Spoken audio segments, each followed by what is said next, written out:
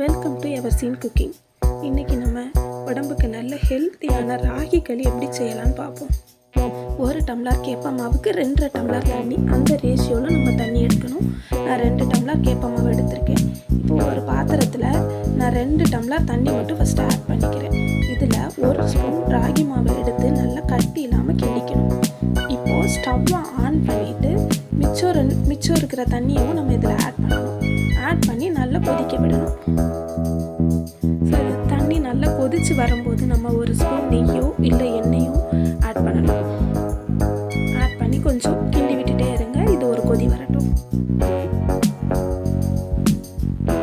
So இப்போ இது நல்லா கொதிச்சு வருது. இப்போ நம்ம எடுத்து வச்ச மாவை இதில் சேர்த்துக்கலாம். இப்போ நம்ம ஒரு மரக்கரண்டி எடுத்து இதை கொஞ்சம் கொஞ்சமாக கிண்டி விட்டுட்டே இருக்கணும். கொஞ்சம் இது கட்டி இல்லாமல் நல்லா கிண்டி விடணும்.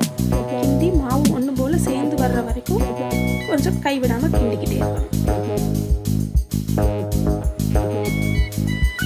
ஸோ நான் இந்த பதம் வர்ற வரைக்கும் நான் அடுப்பில் கொஞ்சம் கிண்டி விட்டுட்டு ஒரு மூடி போட்டு ஒரு 2 மினிட்ஸ் வேக வைக்கணும். ஒரு 2 மினிட்ஸ் மூடி போட்டு வேக வச்சா போதும். ஸோ இந்த மாதிரி வந்துடும். இது வந்ததுக்கப்புறம் நான் என்ன பண்ணேன்னா, ஒரு குக்கரில் வைக்கிற மாதிரி வேறு பாத்திரத்தில் இதை மாற்றிட்டு குக்கரில் 2 டம்ளர் தண்ணி வச்சுட்டு இதையும் உள்ளே வச்சு ஒரு 4 விசில் விட்டு வேக வச்சு எடுத்திருக்கேன்.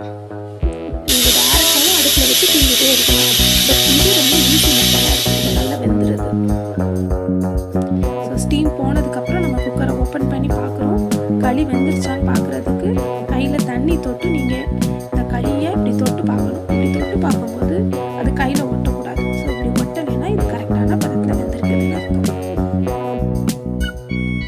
இப்போ ஒரு பவுலில் நெய்யோ இல்லை ஆயிலோ அப்ளை பண்ணிவிட்டு ஒரு 2 கரண்டி மாவை எடுத்து போட்டு நம்ம ரவுண்ட் ஷேப்பில் பிடிச்சோன்னா ஹெல்தியான களி ரெடி.